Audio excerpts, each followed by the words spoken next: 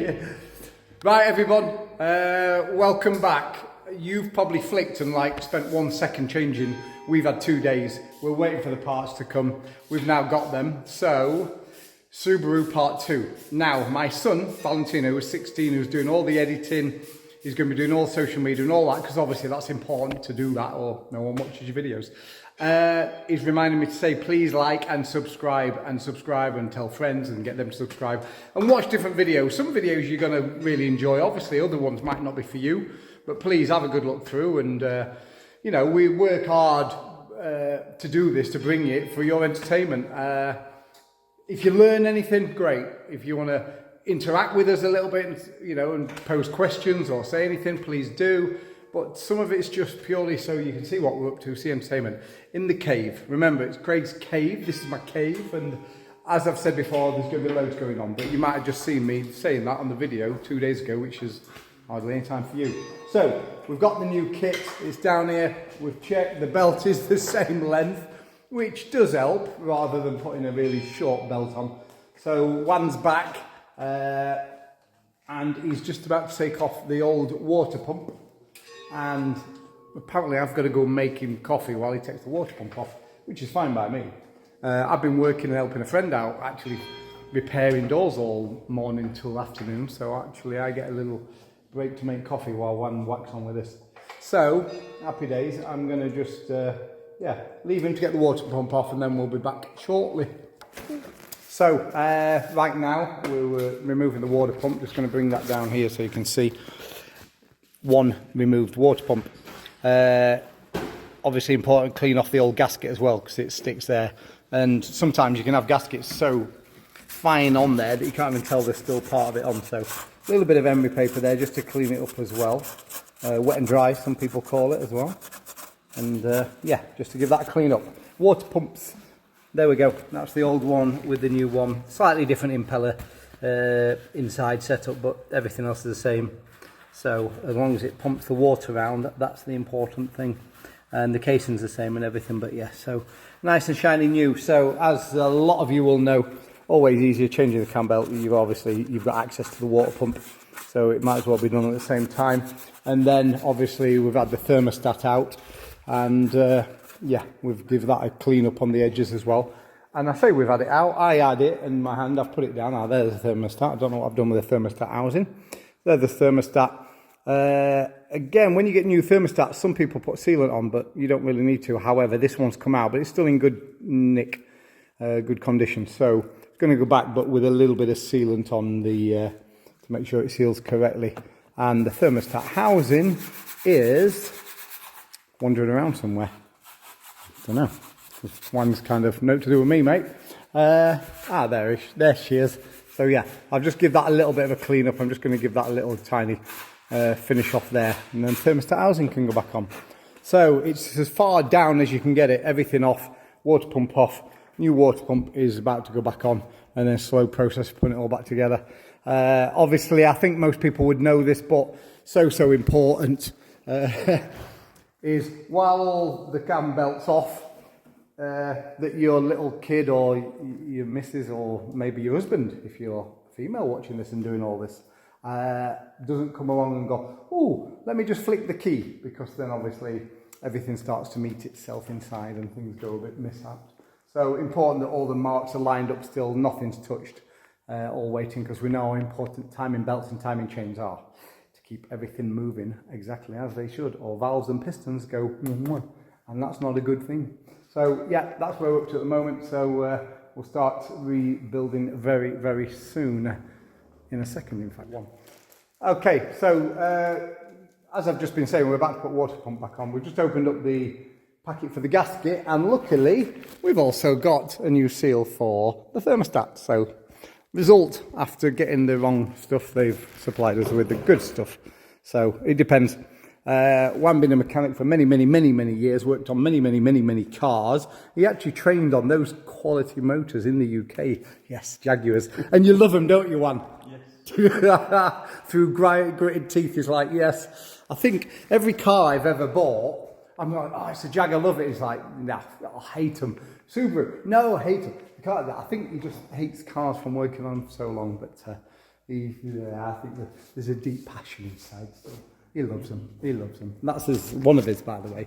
Land Rovers. He's been working on different ones, and yes, I've seen quite a few Land Rover bodies sat outside his workshops and things, and engine changes and chassis changes, and in fact, is that 3 cars in one? I wonder.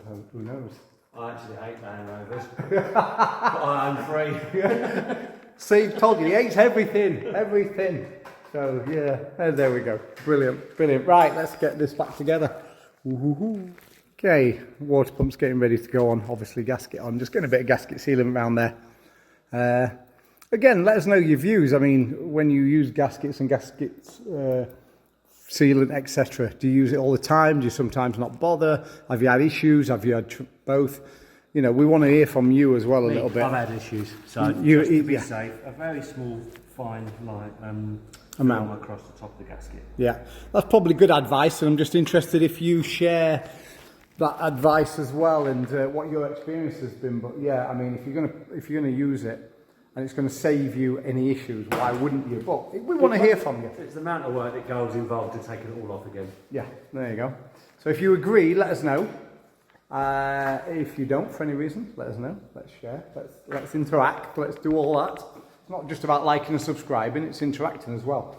Because if we grow a community as well, it's going to be interesting, because we can learn from each other, we can help each other, but we've got I've got Craig's Cave, should I say, is going to be a great bed for, you know, trying things, doing things, and getting you guys to interact. Bed's probably not the right word, but you know what I mean. You know what I mean.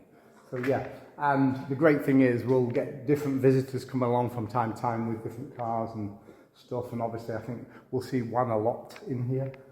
You don't know that yet.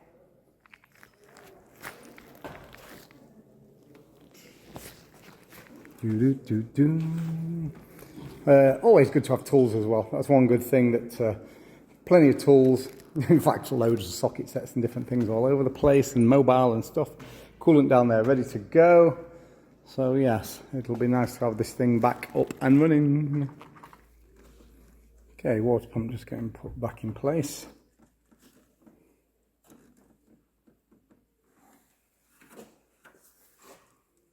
Looks a lot nicer, that's one thing. Shame you never see it.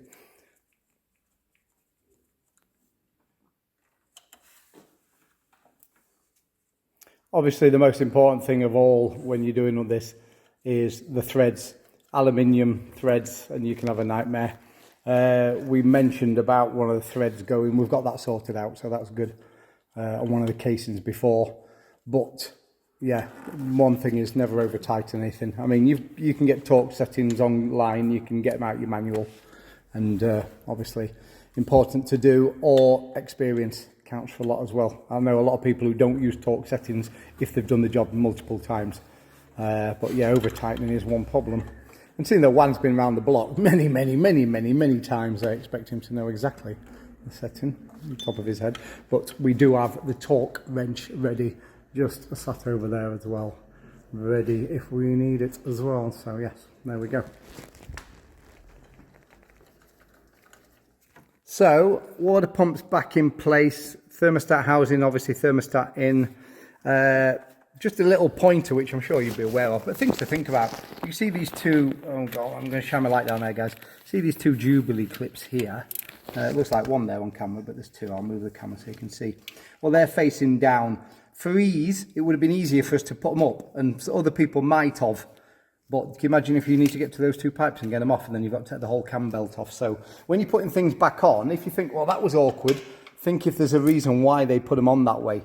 And you might just find that that's the easiest way for access later. Things to consider. And especially if it's you coming back to do it for yourself, then you definitely want to put them on the easiest way possible. So yeah, there's, again, those who are knowledgeable and do this a lot, you'll know for yourself to look out for things like that. But it's little things like that. And how many of us have put a hose back on somewhere, and then you're like, okay, where's the clip? Is the clip not up the hose? No, I've put it down somewhere. Just... you know, if you're working on your own car, it's just taking your time and making sure you do it right. But luckily I've got, well, I've got a fair bit of knowledge, but I've got an expert with me, so it's perfect. So if it goes wrong, then at least I've got someone to blame as well. I think he just called me some word. I don't know what it was, but I didn't hear it. So anyway, water pump's on. So we will continue. Okay, next job then is just first of all, the pulley housing that we have that on this particular vehicle comes off. Not all cars do, but that was a separate actual housing. If you remember from the last video, we had a problem in one of the threads there, the thread just at the top. If my finger will find it, just there, but that's all redone now. One, two. Two pulleys back in place. That's that one. I had to reuse obviously the bolts from the pulleys. Someone had put a fair amount of Loctite on the thread, so they stayed in. So just be careful that you use your bolts again in case you can't find them. They might be in the pulleys from when you took them off. So yeah, two pulleys in place, which is good. Just as we move into the next one, there's an important one, isn't it? Because yes. Like an hand grenade. Oh, I've gone blurred. Hold on a minute. Let me just. My phone's gone out of focus. There we are. Like an hand grenade going off. If you pull that pin, that'll make your day spoiled slightly because you'll have to get that to press back down again. So we don't want to do that. So yeah, if you see a pin there, don't pull it. Not until it's in place anyway, because it's tensioned up and ready to go. Listen, we were talking about cam belts and cam belts going. Obviously, I'm sure you've seen all of these. Those who've changed cam belts, but you've got your little sticker inside, which has got the date and kilometres. I don't know why my phone's just blurring out a minute. Hold on. It'll think about it in a minute and get it. It's got the kilometres and the date when you changed it. You kind of go, yeah, whatever, but it's worth knowing. In fact, I'm not going to say I'm an idiot, but I admit sometimes that you do forget things, but I like idiots' guides. And I actually have one over here, which I've just been scribbling on over the last few weeks. And that's my guide. I have my insurance dates. I have we call them ITV in Spain, MOT in the UK. I'm not sure what you call them over in the States, in different countries. You could let me know, actually. Yearly service or something, or yearly check, or whatever you have to call them. And is it every year in every country? I don't know. Generally over here, it's either 2 years or 1 year, depending on the age of the vehicle, or type of vehicle, like motorbikes can be 2 years. Oil change, next oil change as well. So I need to update that where I've scribbled on it because that's all the cars and when they've had their changes done. So yes, nothing wrong with an idiot's guide. I'll expand on that a little bit. So we're talking about that. I'm going to use my idiot's guide. I'm going to write in that. I'll stick it in my paperwork in the Scooby. And then we know, by the way, if anyone's never heard that term, if anyone's not into Subarus, Scooby is a nickname for these things. Subaru, Scooby-Doo. There you go. Scooby-Dooby-Doo. So I'll pop that inside. I'll take you for a little tour later inside the car and any changes that I've made. I might wipe my lens in a minute because I've definitely gone blurry here. In fact, I'm going to do it now. Okay, I've just wiped the lens. I'm just going to try again, see if it's... yeah, I think it's a bit better. I was talking about Idiot's Guide, but I will show you inside if anyone, if people who's interested in the Subaru. I mentioned outside what I've done. But I also have that as well, as in complete Idiot's Guide. And for those who remember and watched, I'm sure many have, Apollo 13. And when he had... Then they were, obviously after things had gone wrong, and he had a little piece of paper on there to check. Not to, remind me what it was. What did he put? Not to one of those switches, and he put a little Idiot's Guide sticker next to it in the Apollo 13. Similar thing, turn regulation off. It's not for this car, it's for the Porsche Cayenne, which people might know, because it's got full air suspension. So you need to turn, because obviously it's variable, you can alter it, you can higher it, lower it. So you have to turn that regulation off, which obviously stops it from expanding out when you're lifting her up. So yeah, you don't want to be ruining things like that. So Idiot's Guides, good thing to have in your garage, absolutely. And idiots to have in your garage as well, but unfortunately it's just me. Right, look at this, cam belts going on. Using the Idiot's Guide timing marks, which is the TDC one, on the pulley there, yeah. Belt. Brilliant. Round. And it's going to show you exactly that you've got the belt in the right position. On the belt, timing mark. Yeah. On the pulley. Okay. Here. Yeah. Yeah. You'll see that's... And we go round. We go round. Oops, excuse me, move the light out of the way and put it over there. I need to practice my video work. Valentina's good at this, I'm still practicing. Used to have my hands dirty. You didn't hear any swearing then. That was one just saying, oopsie daisy. So yeah, just, again, it's a time-taking thing to get it right here. So we'll have a little look here and see what's going on. Okay guys, we've put the timing belt back on. Cam belt, timing belt, whatever you want to call it.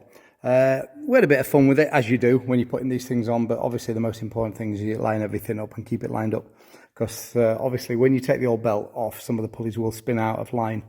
There are actual timing marks on the belt itself. On this one, we've gone by the actual marks of the pulleys and the engine rather than the belt. So if you look now, we're at top dead center on the center one. You can see on the main pulley, and then on the crank one, and then on these you can see the markings here. This light's a little bit bright, I do apologise, but you can see, if I get my light right, that we've got, I don't know if I'm going to get this light right. I've got a different light, guys, so I apologise. I'm just going to try and bring it down. There we go. So we've got our mark there. You can see that there's the mark just at the top of the picture, right at the top of the picture on the casing, and then we've got the line on the pulley just at the top of the picture now. So that lines up with that mark there. And then you've got the two on there lining up. So you've got the one there on the right hand one, marking straight up between. And the same on the other side. So once we've played with it a little bit, obviously you leave the pin in while you do all this, keep the tension off the belt, and then yeah, it's engine to engine, it's always a bit of a battle to get it right, but the most important thing is to make sure that you've got everything lined up and not to be a tooth out. So yeah, wasn't too bad. We had a bit of fun getting it on, but she's on. So next job is to get all the covers back on, which we'll be doing, but that won't be done this evening because it's dinner time. So we will do that. I'll probably get on with that tomorrow or Saturday, and then yeah, we'll get it finished, and Juan will come and join me after the weekend. So he's going to have a weekend off, doing something, and then we'll get it finished up, and then we'll continue putting it back together. Obviously, next job after that is all putting the radiator back on, and etc., etc. So yes, not the worst job in the world. However, they are fun. But I think in your mind, for anyone, when you're doing it on your own car, particularly if it's a hobby car, rather than it's, you know, you're working and you're a mechanic, you do it all the time, you're just nervous when you're doing it for the first time. So you just want to be taking care. And to be fair, Juan is meticulous when it comes to everything. We've checked timing, we've spun using the socket, we've turned the crank time and time again just to make sure everything's in place as it should be. So that's where we're at the moment. So yes, we will continue with part 2 of the Subaru. Again, for you guys, it'll just be a flick of a video. For us, it's just going to be next couple of days. Just leave it there because I can focus then. Jump back to the Harley, but that'll be again in videos. And yeah, we'll get everything done slowly. So listen, again, if you can subscribe, like, that's going to help. Tell other people. But any feedback, anything you want, throw some questions. And I know Valentina's going to love it. He's new to all of this. And I'm trying to get him more into cars and bikes and engines and engineering.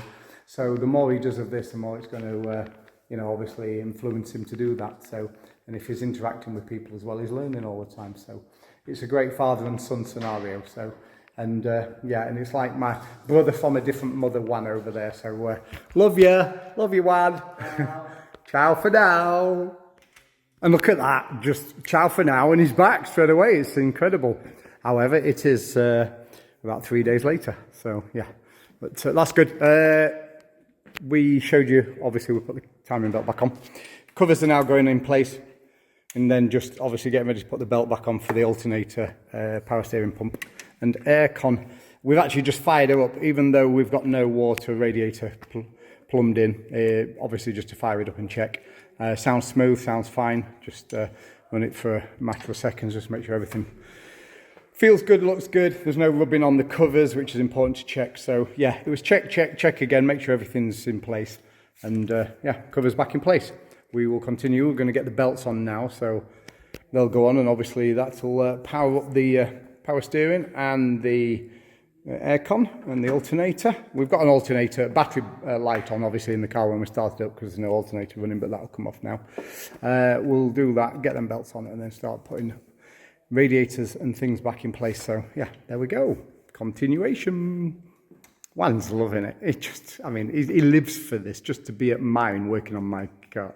Okay, fair enough. Okay, and we're at the point where I've got the radiator back in. Got to run in now. Obviously just been doing the coolant add. Still a couple of pieces of covers to go on. And obviously the airbox, the air intake, should I say, to the airbox. So yeah, coolant is in. I'm just running it now. I'm doing to obviously check the levels for the coolant. So that's all good. So yes, there we are at the moment. Running like a sweet one. Okay, so everything back together. Obviously put the air intake back on, which is dead easy. But I'm just going to wipe that. Do apologise. It's just while I was doing the coolant check. I actually had a container. I put a plastic container just on top of it to let it burp a little bit. Some people do, some people don't. So I like to do that. However, that's back on. Front's back on, looking good. Everything there back on. Ran it again, obviously, while I was doing the coolant, and then gone back to the expansion bottle once it starts cooling down. Check that, it's taken a little bit of coolant, so I've just filled that back up again. So yeah, pretty much run it up to temperature, get it out on the road, and just check it all out again. Come back, no doubt, just a little top up on the coolant will be needed. But yeah, she's good to go, brand new cam belt. Under tray done, which is fairly straightforward. I think everyone knows how to do the under trays. You've got like 5 bolts under there, and then those little plastic studs that you pop up, and the little clips as well that break easy, go missing, and then end up with tie wraps. However, they're all fitted and they're all still in one piece, so that's good. So we can turn off the ramp, and for the cam belt change on the Subaru, we can close the bonnet. Happy days, job done. Famous last words, job done. That's what I said yesterday when we finished the Subaru, and everything seemed fine. So I thought, yay, here we go. By the way, when you listen to my videos, I get a bit tongue twisted sometimes. I know I was on about we made a tool for the crank pulley, but obviously the crank belt drive would have to go on first, and then we'd put the tool in to tighten up the nut. And I was pointing at it, I rewatched the video going, I really sound like I don't know what I'm talking about. You know, sometimes maybe I don't. But most of the time it's just trying to get the words out. Like I say, everything we do is normal, natural in here, and sometimes even the videos come across a bit tongue twisted and tied. But the reason I'm just doing this video quickly is we thought the Subaru was bang on. It all seemed to be okay. Ready for the road test, pulling out, very noisy power steering. It's like, why? What's going on there? Generally, if power steering is noisy, obviously a lot of time it can mean there's air in it, if it's not a worn out pump, obviously.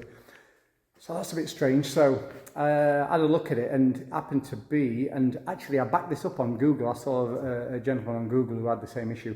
The plastic cover that goes across the actual alternator and the pulleys, one of the last things you put back on, if it's tightened up too much where it's not got any play, any forgiveness in it whatsoever, it can actually pull. So when the torque goes on the pulleys, it actually pulls across slightly and opens up a very slight air gap on the return hose of the power steering pump. So all I did was loosen it off. Job done. There you go. So just tightened it back up, almost pushing the plastic to make a bridge slightly so it had a little bit of give in it, then tightened it up and it works. I know in some Subarus it has like a little cut so you can actually move it slightly. Left to right. On this one it didn't, so I just made my own little play in it, if you like, even half a mil, but it's enough just to take the stress off of that. Pulling, allowing a tiniest little air gap around the O-ring of the bottom of the where the plate fixes to the bracket, which fixes to the return hose for the power steering. So problem solved. Until I drove out the garage. Driving out the garage, oh, it went all over. It felt like it had no fuel. Okay, what's going on? Air fuel mixture, something. ECU, maybe. Crank sensor, could be. Went for a bit of a drive, it got going again, was okay. Then it started doing it again. I was like, oh no, what's going on here? Please tell me the timing, nothing's jumped. All sorts of thoughts go through your head. And if you Googled it, you'd get a million answers, especially with a Subaru. It's this, it's your crank sensor, it's your fuel pump. There's just so much comes out, which, to be fair, it could be. It's the plugs, obviously, things like that. But why? Because I shut it off working perfectly. We changed the timing belt and put everything back together. So, erring on the side of caution, rather than just thinking, oh God, I'll just run it and see if it passes, or take the battery off, press the brake pedal like some people say with the Scooby to clear the ECU, which I believe does work. I'm not 100% sure, I'll be honest, but thought, you know what, I'm not going to risk it. So radiator back out, covers back off, check the belt, timing, spot on, everything's there, it's all in place, it's all okay. Took the crank sensor off, give it a clean, possibly it was that, or messing about with it, did it influence the ECU? Didn't touch the battery, I wanted to know in case that was the last thing to flip the battery and see if it was the ECU. Put it all back together, ran it all day today, it's been perfect. So sometimes you just don't know, do you? It's those little ghoulies and ghosts that get into the engine. Yeah, they're real. So yeah, anyway, so even though I said that was it, it wasn't, but it is today. So it's been out, it's had a clean, it's had a good run, and she's running perfectly fine. Everything's working perfect. So that's it for now.